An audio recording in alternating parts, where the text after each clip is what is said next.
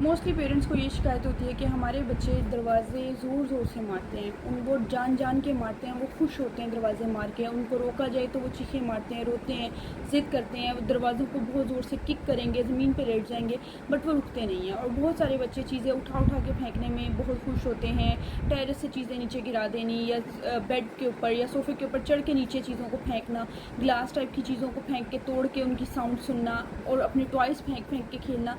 तो ये चीज़ जो होती है ये मोस्टली बच्चों की सेंसरी इशू से रिलेटेड होती है। बच्चे हाई पिच हाई साउंड सुनने में कंफर्टेबल होते हैं और वो पसंद करते हैं। ये एज ये बहुत छोटी एज से पता चल जाती है। बच्चे बहुत सारे म्यूज़िक को रिस्पॉन्ड करेंगे, जंपिंग करना शुरू हो जाते हैं, फ्लैप करना शुरू होते हैं। पेरेंट्स को पता चल रहा होता है कि ये हाई साउंड्स पे इरिटेट नहीं हो रहे बल्कि हाई साउंड्स पे हैप्पी हो रहे हैं। उस टाइम वो भी हैप्पी हो रहे होते हैं क्योंकि बच्चा रिएक्टिव होता है, वैसे वो रिएक्ट नहीं कर रहा होता ना नेम पे ना किसी और चीज़ पे, तो वो साउंड्स पे रिएक्ट कर रहा होता है। तो पेरेंट्स उसको प्रोवाइड भी कर रहे होते हैं साउंड डिफरेंट तरीके से, कभी खुद निकाल के, कभी चीज़ों के साथ, कभी चम्मच और ग्लास पकड़ के, डिफरेंट तरीके से। लेकिन फिर जब बच्चा आहिस्ता आहिस्ता 2.5 से 3 साल की उम्र में आता है तो वो चीज़ों को खुद एक्सप्लोर करना शुरू होता है। वो फिर चीज़ों को जब ढूंढता है तो वो गलत तरीके से ढूंढता है क्योंकि वो बच्चा है, उसे नहीं पता कि ये अप्रोप्रिएट है बिहेवियर या नहीं।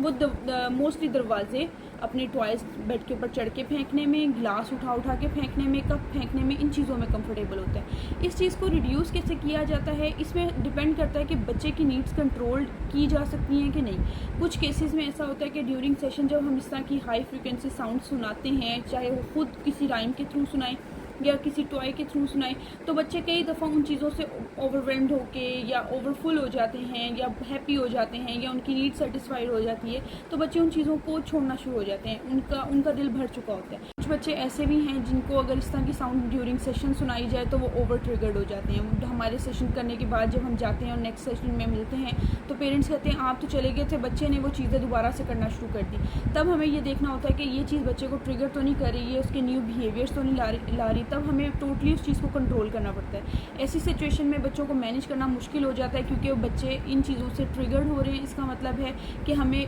थोड़ा नहीं बल्कि बहुत सब्र करना पड़ेगा। कुछ चीज़ें टाइमली बच्चे अंडरस्टैंड करना शुरू होते हैं, उससे पहले वो अंडरस्टैंड नहीं करते। आप जितने मर्जी चीज़ों को बच्चों को समझा लें, उसको मार के भी देख लें, हर चीज़ करके देख लें, आपको समझ आ जाएगी कि नहीं बच्चा अंडरस्टैंड नहीं कर रहा, आप थक जाएंगे।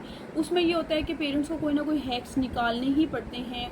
बच्चों के दरवाज़ों से रिलेटेड, टॉय से रिलेटेड, चीज़ों से रिलेटेड हैक्स निकालने पड़ते हैं ताकि बच्चा उस चीज़ को उस तरह ना एक्सप्लोर करे, ना तोड़े, ना दरवाजे ज़ोर ज़ोर से मारे। लेकिन जो बच्चे कंट्रोल हो जाते हैं ड्यूरिंग सेशन, वहाँ पे तो पेरेंट्स को हल मिल जाता है। लेकिन जहाँ पे हल नहीं मिलता वहाँ पे हल सिर्फ सब्र होता है, क्योंकि कुछ चीज़ें बच्चों के अंडरस्टैंडिंग लेवल के हिसाब से चीज़ें ठीक होती हैं, कुछ चीज़ें खुद ब खुद ठीक नहीं होती। कभी कभी पेरेंट्स को लगता है कि सर्दियों का मौसम आया है ना तो बहुत सारे सेंसरी इशूज़ चले गए हैं, जबकि होता ये है कि सर्दियों में फ़ैन्स ऑफ हो जाते हैं, बहुत सारी साउंड्स चली जाती हैं, तो बच्चे थोड़े रिलैक्सड हो जाते हैं, बच्चे उन चीज़ों को छोड़ना शुरू हो जाते हैं। लेकिन जैसे ही मार्च का मौसम आता है तो आते ही मौसम के चढ़ते ही बच्चे के बहुत सारे पुराने बिहेवियर्स वापस आना शुरू होते हैं। पेरेंट्स कहते हैं कभी भी कान में उंगली डालता था, ये कभी भी चीज़ों को उठा के नहीं फेंकता था, पहले बहुत कभी फेंकता था फिर छोड़ दी थी, अब तो मुझे याद भी नहीं लास्ट टाइम कब फेंका था, इसने दोबारा से स्टार्ट कर दिया। फिर वो 4-6 महीने बिहेवियर रहेगा, उसके बाद फिर बच्चा छोड़ देगा। तो ये बिहेवियर्स आहिस्ता आहिस्ता जाते हैं, जब बच्चे इसको अंडरस्टैंड नहीं कर पा रहे होते तो आहिस्ता आहिस्ता जाते हैं। अदरवाइज़ थेरेपी में कई दफ़ा बच्चे इस तरह की चीज़ों को छोड़ देते हैं।